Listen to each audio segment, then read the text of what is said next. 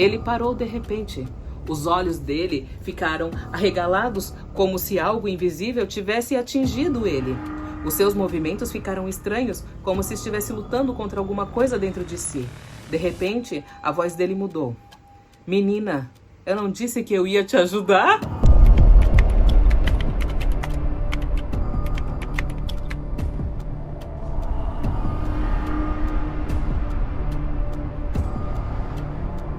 Feliz 2025 para você. Eu espero assim que esse novo ano seja uma oportunidade para que você consiga ter gás para recomeçar, para não desistir dos seus sonhos, dos seus projetos. E inclusive eu quero começar o vídeo de hoje de uma maneira diferente, porque bem no dia 28, 29 mais ou menos, eu recebi a minha plaquinha de 500 mil seguidores lá do Quai.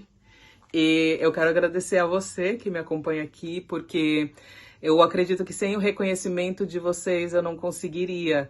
E o YouTube foi a minha plataforma principal e é a minha plataforma principal. Eu tenho muito carinho, mesmo que hoje as outras plataformas possam surgir assim, e talvez às vezes até me render mais monetariamente, eu amo demais o YouTube. Eu nunca vou deixar essa plataforma aqui de lado. Eu, nesses últimos dias, dei uma descansada, não consegui também, né, fazer as gravações, não foi algo proposital, algo premeditado. Eu tinha até tudo já prontinho para gravar, mas eu não consegui, gente. E aí também por algumas questões particulares que estão acontecendo, questões também de saúde, enfim. Aí a gente ficou assim, na correria, mas agora eu tenho esperança que tudo vai se organizar, tudo vai dar certo. E agora, né, no final desse ano, recebi esse presentão, essa placa de 500 mil lá no Quai.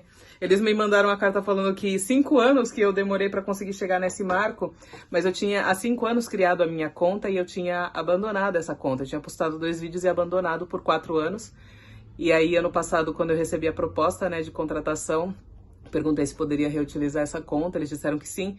Então, essa conta que eu revivi, então eu demorei mais ou menos 1 ano para conseguir 500 mil de seguidores nessa plataforma. É surreal, né, gente? Surreal.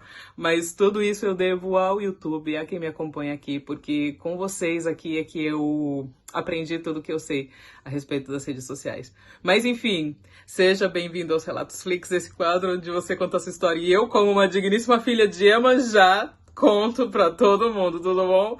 O seu Zé tá sempre vendo o que eu tô fazendo. E eu estou utilizando o brinco e a guia de Oxalá. Ó, o brinco é de Pombagira e a guia é de Oxalá da loja Beleza de Padilha. Hoje não tá aparecendo aqui, né? Mas enfim, da nossa loja, o link é belezadepadilha.com.br. Você encontra aqui embaixo na descrição todas essas informações. E agora sim, que comecem os Relatos Flix. Dividida em 3. Eu lembro desse título, mas eu não lembro se a Membrana, ela mandou vários relatos. E ela tem várias etapas da vida dela onde ela se dividiu em 3. Vamos ver, né? Espero que não seja o mesmo relato. Se eu não lembrar que é o mesmo relato, passou, gente. Desculpa. Bom, vamos lá. Confesso que eu tinha receio de mandar ou não esse relato, pois nem eu mesma sei ao certo o que aconteceu comigo. Respondendo a sua pergunta, Pérola, não sei porquê, mas em sonhos eu me divido em 3 pessoas e isso sempre acontece.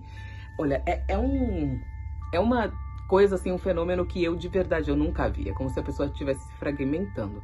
Não sei se existe alguma questão na psicologia, na psicanálise a respeito disso, e eu sou terapeuta, né, da mente também para as pessoas. Se você quiser, procura aqui a respeito da TRG, tá? Essa é a terapia que eu aplico. E, gente, se você tiver algum conhecimento a respeito disso, compartilha com a gente, que pode ser que a gente possa fazer uma troca interessante aqui. Mas vamos ver. Indo direto ao ponto. Certa noite, enquanto tentava fazer minha filha dormir exausta, acabei falando algo para ela que eu não me lembro. Meu marido me repreendeu e fiquei pensativa porque ele estava certo. Depois que ela dormiu, eu fiquei observando ela descansar, quando ouvi uma voz masculina que disse: "Você tem que protegê-la e rezar."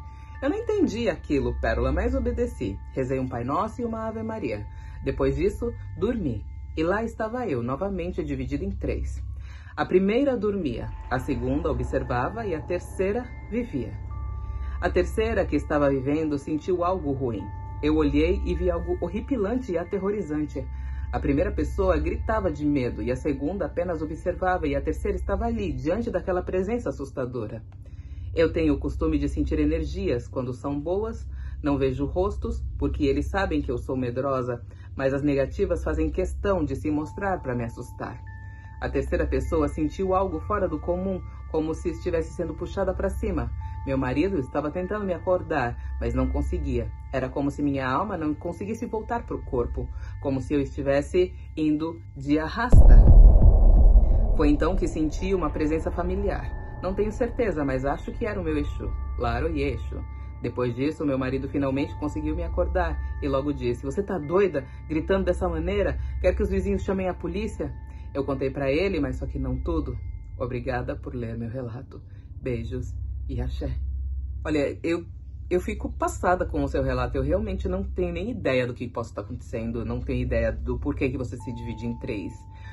Eu acredito nessas questões de planos, né? A respeito de planos, eu acredito que você possa estar se vendo em outras dimensões, talvez. É a única coisa que faz mais sentido pra mim. E, de verdade, eu acho que tem que ser uma coisa que tem que ser estudada. Porque muitas vezes a gente acredita que em outras terapias, como a terapia multidimensional, de que você mesmo pode vir do futuro para executar um trabalho espiritual. Você como entidade, porque você já passou para o plano de lá. Então, talvez isso faça sentido, né, nessa questão, enfim. Mas quem tiver aí informações, eu aceito para que a gente troque figurinhas e tente descobrir o que acontece, né, com essa membrana. E tentar de alguma maneira decifrar esse enigma, porque isso é uma coisa que me intriga bastante. Enfim, obrigada por mandar o seu relato. Contato sobrenatural. Eu iniciei no candomblé com o meu namorado há cerca de 7 meses. E desde então tenho vivido experiências diferentes. Recentemente saí da casa onde morava com minha avó e conquistei a minha liberdade e independência novamente. Faz 2 meses que comecei a fazer firmezas e agrados para a banda que me acompanha, sempre de forma simples, mas com muito amor e carinho. Moro em uma casa pequena com 2 cômodos e uma cozinha, onde vivo com meu irmão de 18 anos e minha filha de 10. Ambos têm começado a se interessar pela religião. Minha avó é preconceituosa e isso influenciou um pouco o pensamento deles, mas com amor e paciência venho mostrando que não é nada do que ela dizia. Eu divido o cômodo dos fundos com minha filha, numa cama de casal. Meu irmão dorme no cômodo do meio, que seria a sala, em uma cama de solteiro. Depois vem a cozinha e, por fim, a porta de saída da casa. Na terça-feira, torci o pé, saindo para trabalhar. E, para nossa alegria, recebi um atestado de 6 dias e uma tala engessada. Apesar da vontade absurda de lavar a casa inteira, eu segui o meu repouso. Na sexta-feira, eu e minha filha estávamos com vontade de comer doces. Então chamei meu namorado para assistir um filme com a gente. Pedi que ele passasse numa casa de bolos e trouxesse um bolo simples de cenoura, porque eu queria fazer uma calda deliciosa de chocolate. Quando terminei de preparar, a primeira coisa que pensei foi em tirar um pedaço e dar para minha criança, mesmo sem saber quem ela é. Preparei tudo, acendi uma vela branca porque era tudo que eu tinha. Coloquei o pedaço de bolo e um copo de plástico de personagens com refrigerante de uva, o mesmo que nós iríamos tomar. Enquanto arrumava as coisas, falei: essa vela e esse agrado são para minha criança, para agradecer o cuidado que sempre teve comigo e com quem eu amo. Depois peguei a pipoca para assistir ao filme e meu namorado perguntou se podia pegar um pedaço do bolo. E o diálogo foi assim: pega pra tu ver. Herê vai puxar o teu pé se tu comer o que eu separei pra ele. O meu namorado disse: vem não, meu Exu não deixa. E eu falei: vai nessa, ele vai rir da tua cara e vai falar: puxa o outro pé também. Esse é bem a cara do Herê. O irmão ainda vai dizer: quem mandou comer o que não era seu? Risos. Depois disso, fomos todos para o meu quarto assistir ao filme. Meu namorado comentou que sentia a criança correndo na cozinha. E eu falei baixinho para ela não correr dentro de casa, para não se machucar nem quebrar nada. Tirei até um copo de vidro da beirada do armário porque fiquei com medo de cair. Não sei se quem iria esbarrar seria eu ou a criança. Fui dormir mais de meia-noite. Como estava calor, deitei bem para baixo da cama com o pé machucado para fora e o outro para dentro. Minha filha estava um pouco afastada, com um travesseiro entre nós. De repente, senti o colchão se mexer, como se alguém estivesse sentando ali e estivesse se levantando. Eu, como uma boa macumbeira, congelei e mantive os olhos fechados. Minha respiração ficou pesada e de repente senti puxarem o meu pé. Mãe pérola do céu e da terra, quase que eu desencarnei. Primeiro puxaram o pé machucado, de forma gentil, sem apertar onde doía. Depois puxaram o outro pé, com mais força, o suficiente para me arrastar um pouco para a cama. Meu Deus, mulher, te arrastaram até um pouco da cama, gente, que criança forte! Não é mesmo? Confesso assim que eu fiquei pensando aqui no diálogo, uma parte ela colocou o irmão, tá? Eu fiquei, gente, como assim? Cadê o irmão? Era o irmão dela, né, que morava junto com ela, entendi. Agora eu tô entendendo de tudo, eu tô lesada. Puxaram o outro pé com mais força, o suficiente para me arrastar um pouco da cama. Mas foi um puxão lento, não para machucar, mas como se fosse um aviso, dizendo, eu estou aqui. Nessa hora, eu já estava até ofegante, olhos fechados, pedindo para minha mãe Oxum acalmar meu coração, porque não estava pronta para ir de arrasta para cima. Socorro, sou corajosa demais, gente. Depois, lembrei do bolo de cenoura e do refrigerante que deixei para minha criança e me acalmei. E falei, eu preciso dormir.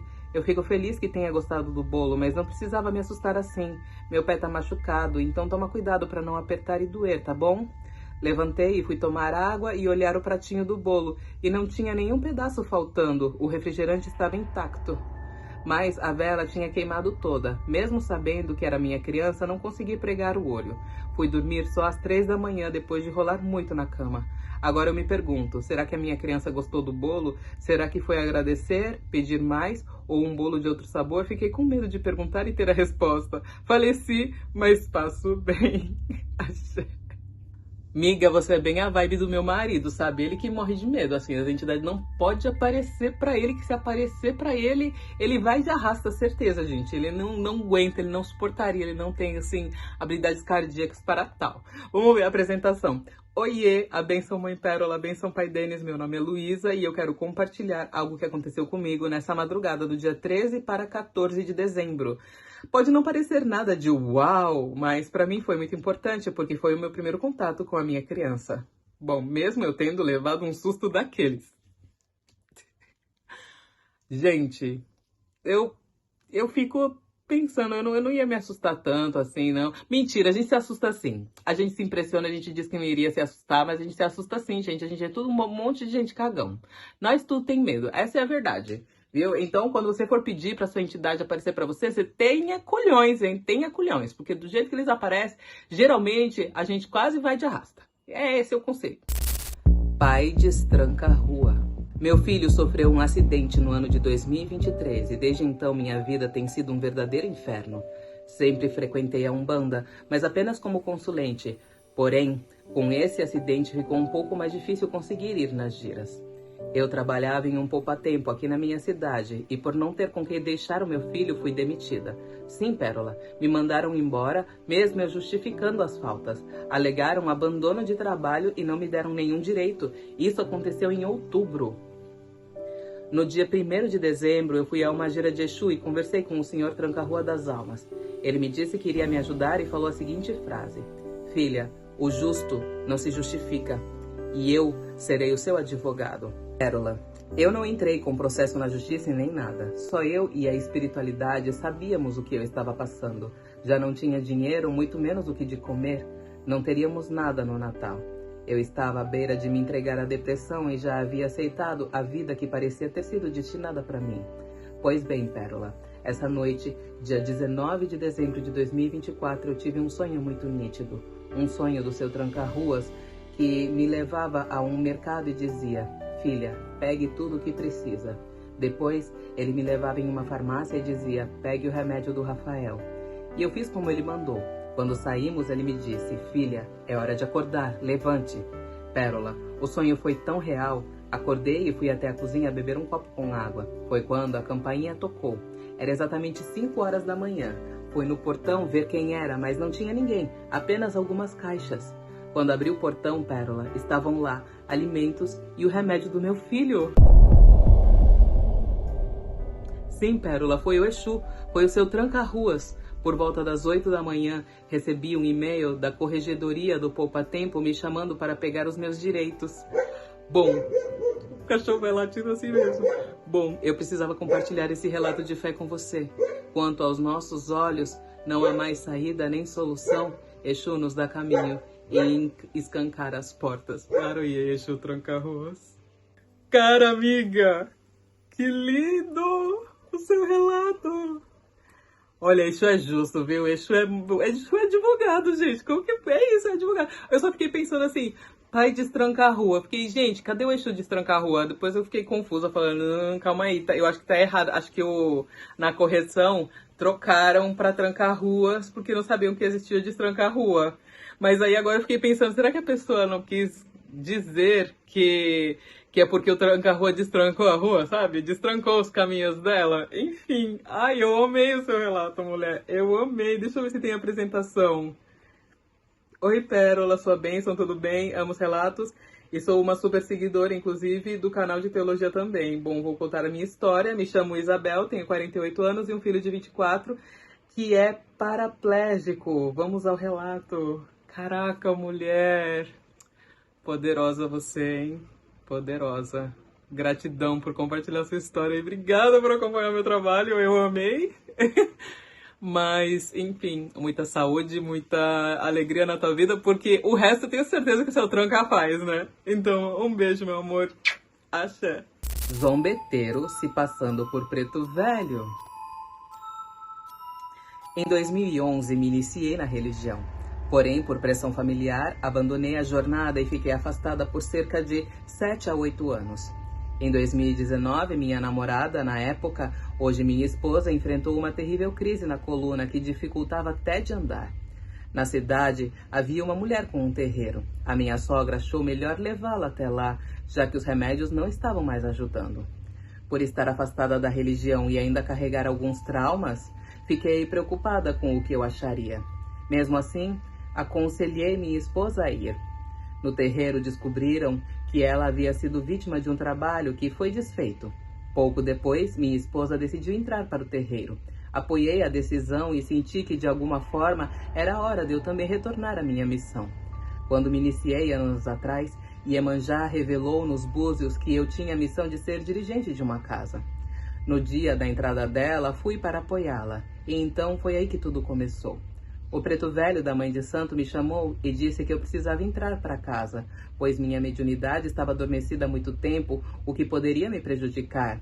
Sempre tive muito amor e respeito pela religião e sabia que Iemanjá estava me chamando. Decidi me batizar, comprei minhas roupas e logo entramos para o terreiro. Eu, minha esposa, minha sogra e o padrasto dela. Com o tempo, as coisas começaram a desandar. Minha esposa, que estava desempregada, conseguiu... Como assim começaram a desandar? Ela falou que as coisas começaram a desandar. Mas ela falou que a esposa dela conseguiu um emprego. Eu também fiquei assim, amiga. Calma, vamos tentar entender.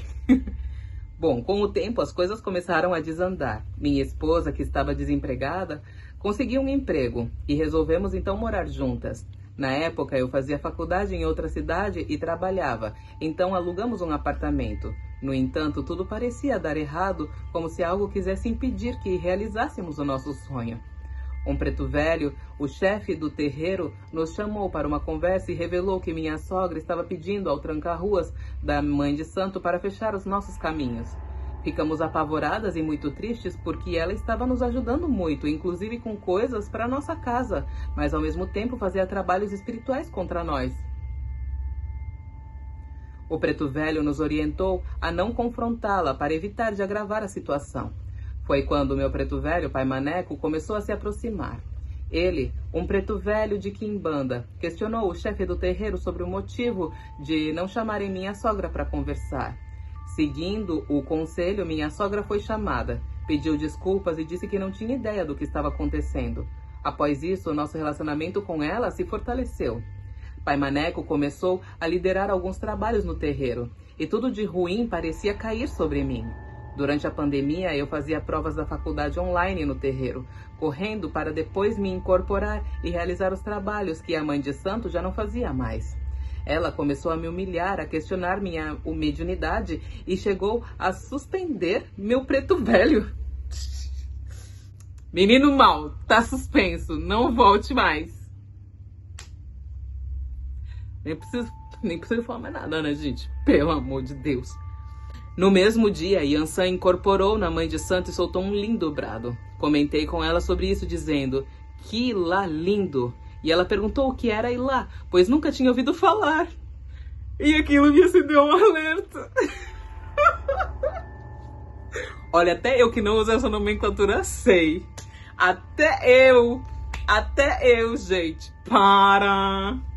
Com o tempo, eu e minha esposa saímos de todas as giras carregadas. O meu preto velho revelou que o preto velho da Mãe de Santo estava, na verdade, colocando zombeteiros sobre nós. Pai Maneco pediu que saíssemos do terreiro de forma pacífica. Usei como desculpa o estágio da faculdade, pois era meu último ano e precisava focar. Depois que saímos, minha sogra e o padrasto dela também pediram para sair. Meu preto velho explicou que eles também estavam sendo alvos de demanda. A partir daquele momento, ele tomou a frente e nos uniu como uma nova família espiritual. Hoje, abri meu próprio terreiro, pequeno, mas cheio de luz, com 7 filhos espirituais. Ainda recebo demandas da Mãe de Santo antiga que parece não saber virar a página. No entanto, minha vida e a de todos no meu congá prosperam, enquanto a dela só vai ladeira abaixo. Obrigada por ler meu relato, Pérola. Assim como os relatos que ouço me ajudam, espero que este também possa inspirar alguém. Tenho outras histórias que mandarei em breve. Um beijo e axé. Amiga, top seu relato, hein? Olha, gente, yes, é verdade. Mas você sabe assim, amiga, você tava vendo lá, ela não tem conhecimento, não tem estrutura, não tem nada, sabe? Eu fico pensando, gente, essas pessoas não conseguem atingir, gente. Não consegue. Só se você firmar ali nas suas orações, ela não consegue. Enfim, mas é um ponto de vista meu, tá? É algo que talvez possa vir agregar de alguma maneira, sabe? Mas é comum você ter medo de alguém que não é feiticeiro, sabe? Ele não é feiticeiro pra poder mandar macumba pra você. Pra conseguir mandar as coisas pra você. Ela não sabe o que é lá. Ela só quer ir lá, gente. Enfim, tudo bem. Talvez eu esteja errada, talvez. Se você não concordar comigo, deixa aqui embaixo nos comentários, né? Vai que, né? Vamos ver a apresentação dela. Oiê, Pérola, sua bênção, Mãe Iemanjá abençoe, sua bênção também. Que nossa Mãe Iemanjá lhe abençoe. Me chamo Ana, tenho 26 anos e quero compartilhar minha história com você. Já peço desculpas se for muito longa, mas tentarei resumir ao máximo. Axé, sua linda. Nossa, tão novinha, Ana, né? Tão novinha, gente. Ai, muita axé, Ana. Muita luz pra você. E que seu caminho continue abençoado aí por Pai Maneco. Maravilhoso. Adorei as almas. E gratidão por mandar essa história. Eu amei de verdade. Iemanjá protegeu a autista. Desde os meus 4 anos, a minha mediunidade foi bastante aflorada. Sempre tive fascínio pela espiritualidade e dizia minha mãe, mãe, se algum dia for me batizar, que seja em uma religião espiritual. Quando eu tinha 5 anos, acordei no meio da madrugada. A porta do quarto que eu dividia com meus pais e irmão tinha uma brecha por onde a luz da sala refletia um pouco no nosso ambiente. Naquela madrugada, pronta para ir no banheiro, segui até a porta. Porém, uma movimentação estranha me despertou completamente. Curiosa, olhei pela fresta e me assustei à primeira vista. Vi uma linda mulher de costas, caminhando lenta e suavemente. O seu longo vestido branco deslizava pelo chão. Seus braços estavam curvados como o de uma deusa, e seus cabelos negros e longos se movimentavam levemente. No primeiro momento, achei que fosse uma mulher procurando alguma coisa. Assustada, mas com uma estranha sensação no peito, chamei meus pais desesperada. Naquela noite, minha mãe procurou pela casa inteira, mas não encontrou nada. Anos depois, quando eu tinha 13 anos, assisti a um vídeo sobre os orixás no banheiro de casa. Foi quando uma imagem me intrigou. Era a de Iemanjá. Nunca tinha visto uma imagem dela até aquele momento, mas senti como se já a conhecesse. Percebi então que a mulher que via aos 5 anos de idade era Iemanjá. Me arrepiei por inteira, como se ela sempre estivesse ao meu lado, me protegendo. Ainda não sou da religião e não sei qual é o meu orixá, por isso não posso afirmar que Iemanjá é minha mãe, mas tenho certeza do que vi.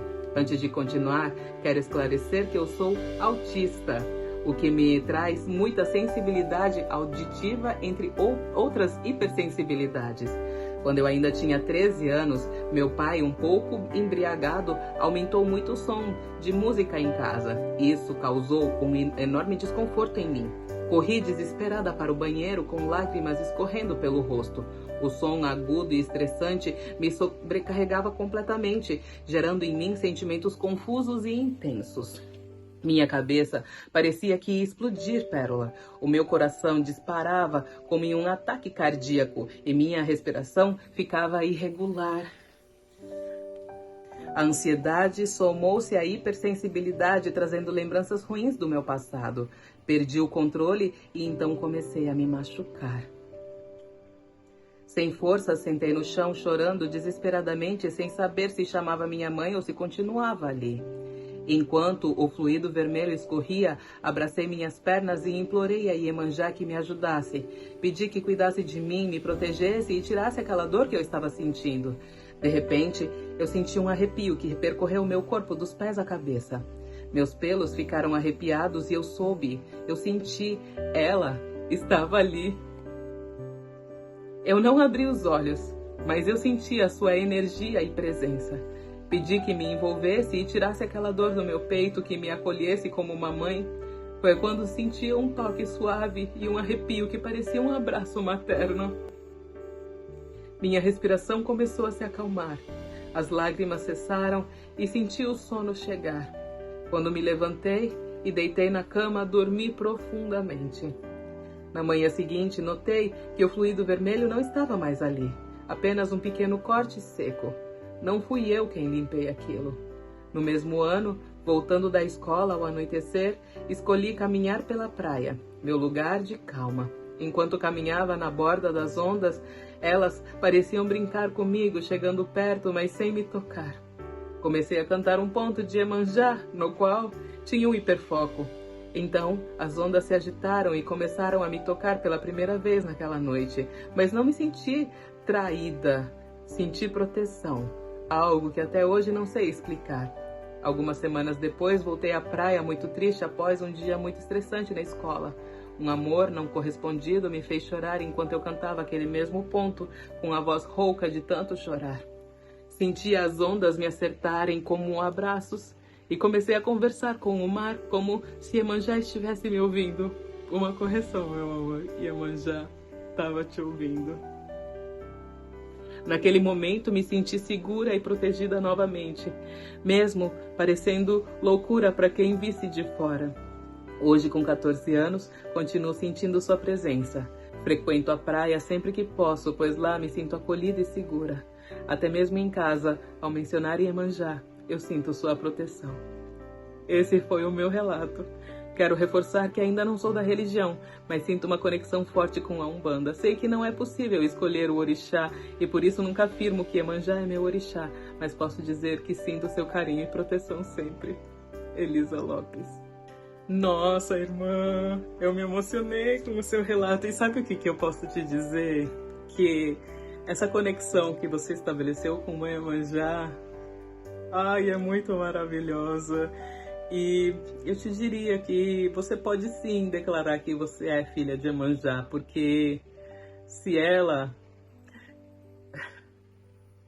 protegeu você dessa maneira, é certeza absoluta que ela te tem como filha. Mesmo que você, em tese, quando você entrar na Umbanda, você descobrir que você, sei lá, é filha de outro orixá, Iemanjá sempre vai ser sua mãe. Mesmo que seja sua mãe adotiva, por assim dizer, sabe? Então, só aceita essa energia, essa conexão, porque ela é muito linda. E vamos ver se tem uma apresentação. Olá, moça. Prazer. Me chamo Elisa. Sou uma seguidora recente do TikTok. Me encantei com um vídeo no qual você contou o relato de um seguidor sobre o dia em que a Farrapo atendeu ao pedido do meu filho autista. E gostaria de compartilhar um relato meu também. Ai, gente, sua linda. Sua linda, maravilhosa, Elisa. Eu me emocionei com seu relato, mulher. Ô, mulher, ô, mulher. Que relato mais lindo, hein? Que relato mais lindo. E obrigada por compartilhar essa essência linda. Obrigada por nos emocionar, por nos trazer um pouquinho dessa sensação, talvez, compartilhar com as pessoas aqui que acompanham o canal como que é, né, ter essa conexão com o Iemanjá. E, enfim, transcender, mostrar que a Umbanda é linda pra todo mundo. Beijos, axé. Presente do seu Zé. Ó, o seu Zé aprontando aí, gente. Ó, ele tá aqui com essa cara de inocente, mas de inocente ele não tem nada, entendeu? Não tem nada. Vamos lá, vamos pro relato. Desde pequena sempre tive minha espiritualidade muito aflorada, mas nunca fiz parte de nenhuma religião. Durante minha vida sofri bastante, pois minha mãe fazia muita diferença entre mim e a minha irmã. Comecei a namorar muito cedo e infelizmente passei por relacionamentos nos quais eu sofri bastante, sem nunca receber uma palavra de apoio da minha própria mãe. Os anos se passaram e hoje estou casada, tenho um filho de 12 anos e um relacionamento anterior, antes de conhecer o meu marido. Foi então que um dia fui convidada para uma festa na casa de Umbanda do meu vizinho e eu resolvi ir. Ao chegar lá, fui recebida pelo dono da casa, seu Zé, que me olhou, sorriu e me abraçou. Depois desse dia, decidi voltar à casa do meu vizinho para pedir uma consulta com o seu Zé. Na consulta, ele falou sobre minha relação conturbada com a minha mãe e sobre os sofrimentos que vivi nos meus relacionamentos anteriores. No final da consulta, ele me disse que meu marido foi enviado para mim e que em breve eu receberia um presente que ele, seu Zé Pilintra, iria me mandar. Pérola, 2 meses depois, eu engravidei. Oxê, mais outro medo agora desbloqueado. Eita, gente, a gente achando que só não podia aceitar presente de herê. Eu, hein? Agora a gente fica esperta, hein? Mulherada aqui do meu canal fica esperta, hein? Também não aceita presente de seu Zé. Não aceita, ó. Então até onde eu sei, fichas de pôquer, de jogo, beleza se aceitar. Agora as outras eu já vou recusar sempre. Vou recusar. Eu, hein? Gente, não, obrigada. Já sou uma senhora já, não sou mais. Eu sou agora pra ser avó. Agora eu já tô na idade pra ser avó. Mãe não. Deus me defenderá. Detalhe. Em momento algum, na consulta, eu havia mencionado que eu queria engravidar. Já, pelo menos o seu Zé, ele só deixa engravidar a mulher que quer engravidar, né? Agora, os herê, gente... Os herê, eles engravidam quem não quer, quem tropeçou na esquina, quem tá desavisado, entendeu? Agora, pelo menos, o seu Zé, ela queria engravidar. Então, menos mal, né, amiga? Então, se você quer engravidar e você quer fazer pedido pra entidade, peça pra Zé ou pra herê. Agora, se você não quer engravidar, não aceite presente de herê. Tá bom? A gente vai aprendendo esses negócios aí na vida. Já fazia 2 anos que eu e meu marido estávamos tentando sem sucesso. Nós dois já havíamos feito exames e procedimentos, mas nada funcionava. Quando descobri a gravidez, ficamos muito felizes. No entanto, a felicidade foi interrompida. Como assim? Pois eu sofri um aborto espontâneo. Dias depois, decidi marcar uma consulta com o seu Zé. Assim que cheguei, ele incorporou e me disse: minha preta, o presente que eu lhe mandei não deu certo, né? Mas não chore. Logo, eu lhe mandarei outro presente, pois o meu presente você há de receber, assim como recebeu o perna de calça que eu mandei. Pérola, detalhe, eu não havia contado a ninguém sobre a gravidez, muito menos sobre essa situação do aborto espontâneo. Só eu e meu marido que sabíamos. 1 ano se passou e nada deu engravidar novamente. Mas exatamente 1 ano após a data em que eu sofri essa perda, descobri que estava grávida novamente. Continuei frequentando o terreiro do meu vizinho e em uma gira seu Zé se aproximou de mim e disse: tá vendo, minha filha? Eu te disse que você ia receber o meu presente. Hoje estou com 7 meses de gestação e tenho certeza de que tanto meu marido quanto minha filha foram enviados pelo seu Zé Pilintra. Gratidão, Pérola, por ler o meu relato. Gratidão, seu Zé, que colocou um bom marido em minha vida e agora me presenteou com a minha filha. Axé. Ai, amiga, parabéns pelo seu momento, né? Pela sua hora. Que eu não sei se agora talvez você já tenha tido o seu bebê, o seu baby. Provavelmente sim, né? 7 meses. Mas são relatos relativamente recentes este. Vamos ver qual que é a apresentação. Oi, Pérola, me chamo Rafaela e vim contar hoje o meu relato.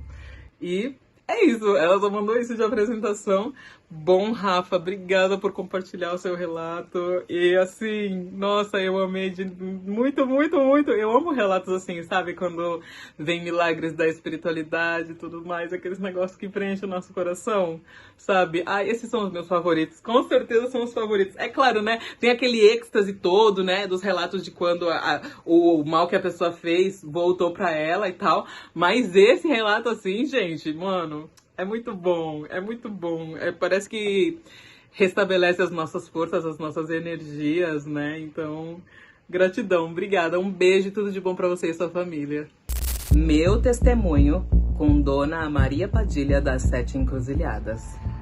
Eu não sei, quando eu vejo a pessoa falando testemunho, assim, eu já fico pensando que é alguém que era evangélico e tá trazendo a história dela, né, pra gente, só que com esse contato com Dona Maria Padilha, que é da nossa religião, né, gente? Então é uma pessoa que veio de outra religião. Enfim, vocês me entenderam, né?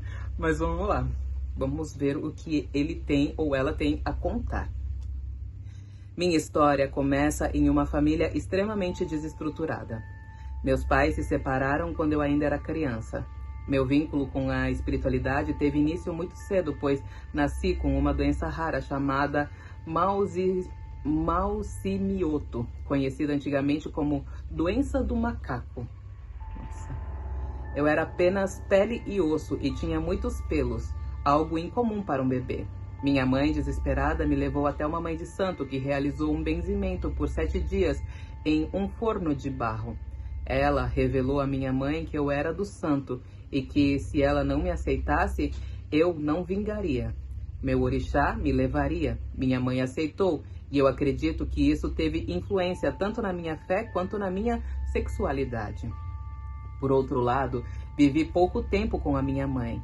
Ela era uma mulher da vida, sem condições financeiras para cuidar de mim e dos meus 3 irmãos. Acabamos indo parar em um abrigo até sermos resgatados por meu avô, meu pai e minha avó paterna. Cresci com a minha avó, que fez de tudo para criar a mim e aos meus irmãos, mas as dificuldades aumentaram quando meu avô faleceu. Ele era o pilar financeiro da casa. Eu era apenas uma criança, sem entender o que significava a morte e sentia que ele ainda voltaria, como fazia depois de suas pescarias. Conforme fui crescendo, percebi que era diferente. Gostava de brincar com bonecas, nunca sentia atração por meninas. E sabia, de alguma forma, que eu era homossexual, embora ainda não compreendesse completamente. Mesmo sendo coroinha na igreja, meu destino parecia que já estava traçado. Um dia, tive um desentendimento com a minha avó por uma injustiça. Ela me deu um tapa, algo que nunca havia feito antes, e me senti tão rejeitado que decidi fugir para a casa da minha mãe. Infelizmente, foi a pior decisão que eu tomei. Minha mãe era envolvida com drogas, assim como meu irmão mais velho. Ele era violento e frequentemente me agredia. Foi nesse período difícil que conheci a Umbanda. Comecei a me desenvolver espiritualmente, mas minha mãe não aceitava. Um dia, durante uma discussão, falei para ela que ela havia abandonado sua fé e se perdido no mundo. Por fim, fomos despejados da casa onde vivíamos. Minha mãe recorreu aos guias espirituais, mas não tinha solução. Perdemos tudo e fomos jogados na rua. Nesse período, vivi com meu pai de santo e segui a minha caminhada espiritual. Foi iniciado no candomblé, apesar das dificuldades, e me dediquei ao meu orixá. Minha vida começou então a melhorar, mas ainda enfrentei muitas batalhas. Descobri que era soro mais, sabe? Eu não posso falar essa palavra. Em uma época muito difícil, carreguei esse fardo sozinho por um tempo até encontrar acolhimento no meu babalorixá e nas minhas entidades. Com o passar do tempo, percebi o quanto Maria Padilha esteve ao meu lado em todos os momentos, me protegendo e guiando. Houve períodos em que me senti ingrato, mas entendi que ela nunca me abandonou, mesmo nas minhas piores fases. Hoje sou casada e feliz. Tenho uma vida estável, um marido que me ama e tudo isso foi conquistado com muita fé e devoção. Minha história é uma prova de que mesmo nas adversidades não devemos desistir da nossa fé ou subestimar o poder das nossas entidades. Gratidão eterna a Maria Padilha das 7 Encruzilhadas, que foi fiel a mim e abriu os caminhos da minha vida e do meu esposo. Espero que meu testemunho sirva de inspiração para quem se sente perdido. Nunca desistam. Axé. E muito obrigada, Pérola, por ler até aqui. Desculpe pelo texto tão longo, mas senti que precisava compartilhar cada detalhe. Laroie, Padilha das 7 Encruzilhadas. Nossa, irmã ou irmão, né? Você não falou. Eu sei que no final você falou obrigada, mas enfim. Muito obrigada por mandar a sua história. Vamos ver aqui a apresentação. Olá, Pérola, tudo bem? Espero que sim. Primeiramente, quero expressar minha gratidão por você dedicar um momento para ler meu testemunho de vida. Gostaria de compartilhar um pouco da minha história e de tudo que passei e como foi doloroso chegar até aqui. Mas com o intermédio de Dona Maria Padilha das 7 Encruzilhadas, foi melhor. Meu nome é Adriel, tenho 29 anos e sou do interior de São Paulo. Axé, seu lindo, sua linda, enfim, meu amor. Obrigada por compartilhar o seu relato, o seu testemunho e muita superação, né? Muita superação, muita luta, muita dificuldade. Mas com Dona Maria Padilha nada é impossível, nada é impossível. Eu tenho fé inabalável nessa mulher. Então, obrigada, meu amor, e muita luz na sua trajetória.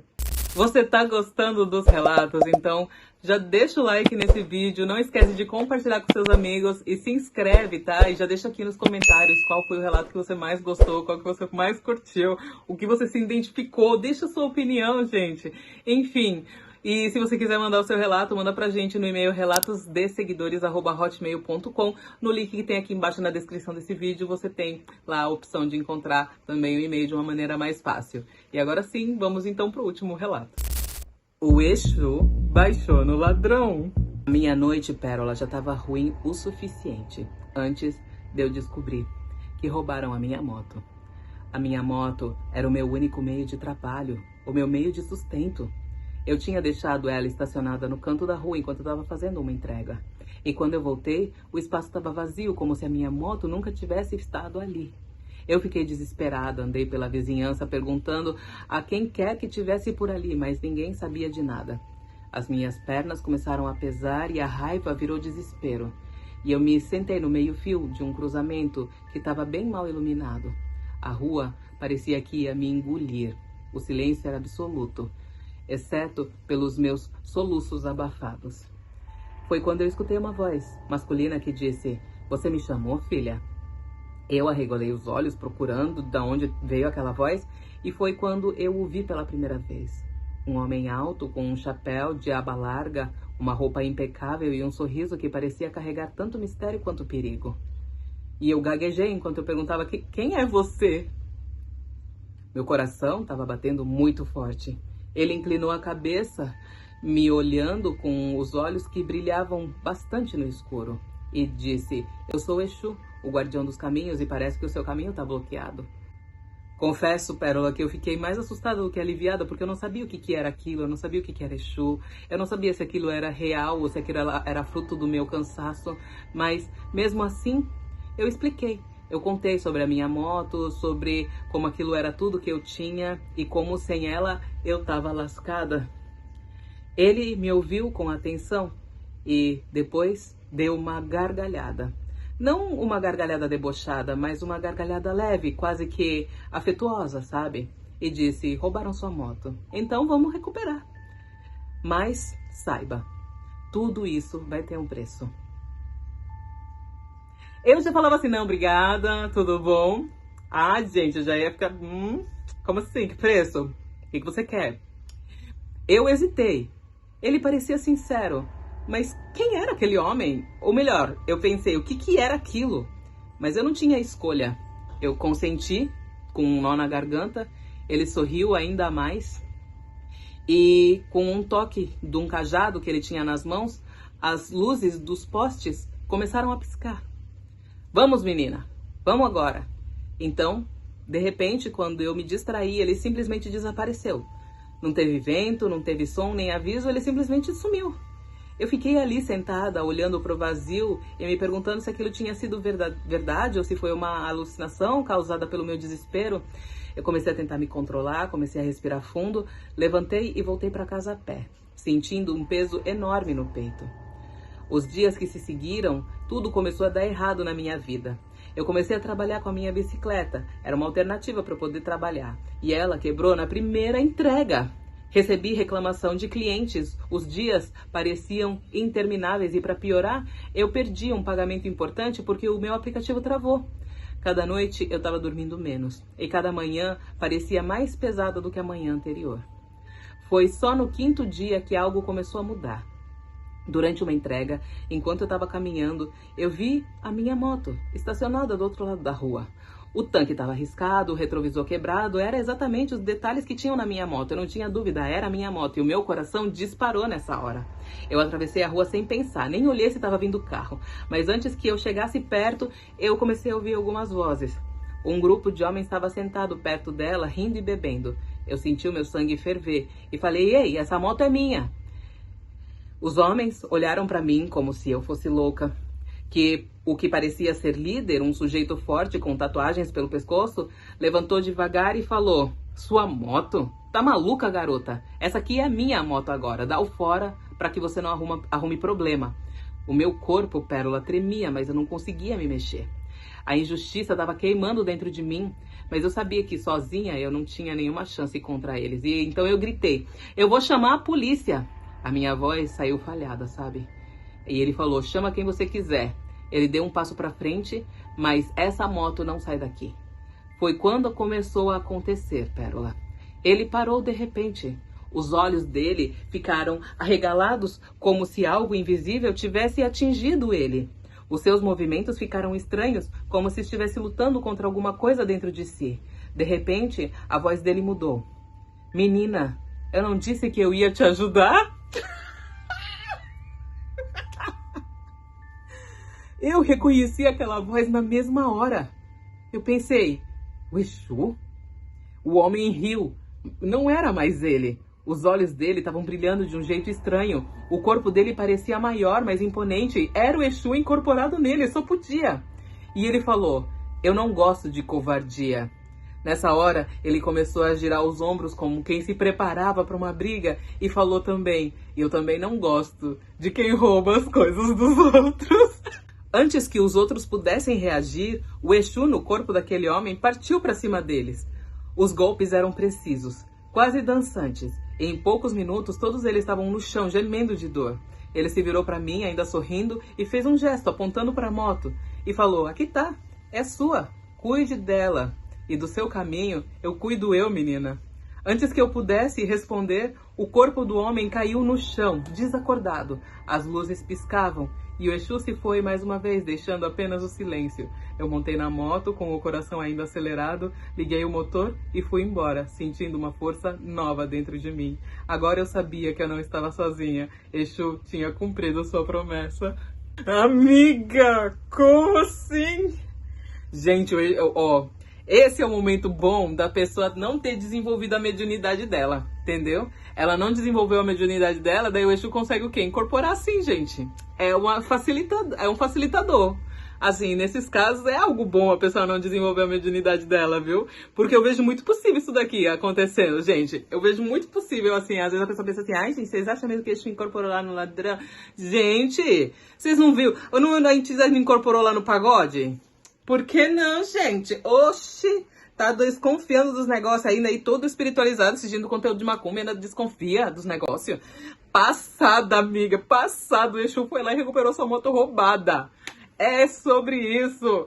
Olha, viu? Não menospreze o poder dessas entidades, viu? Porque, ó, viu? Ah, sem palavras, sem palavras. Um beijo, meus amores. Tchau.